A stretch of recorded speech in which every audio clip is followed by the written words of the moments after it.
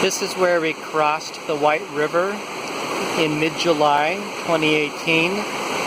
It's a little hard to see our starting point, but there's sort of that bar island near that upturned stump.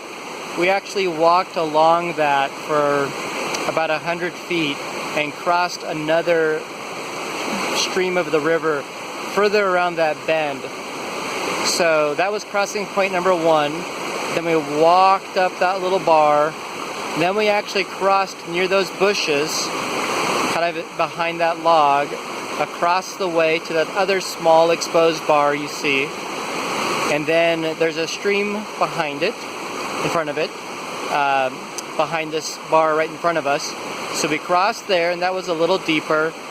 And then we kind of walked along this bar, and the final push was kind of along this row of boulders, starting from the point of that bar down to that log next to that stump, and then in front of some of those submerged rocks until we exited kind of right behind that large reddish boulder.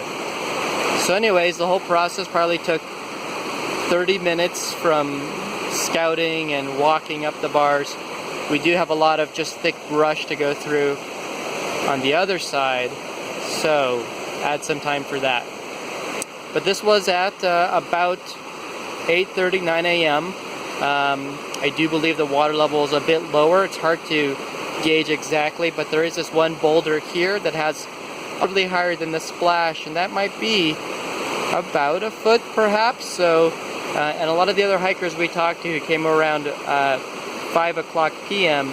described this crossing as scary, and while intense and not exactly a ton of fun, at no point did we feel insecure. So for what it's worth, maybe worth considering an early crossing.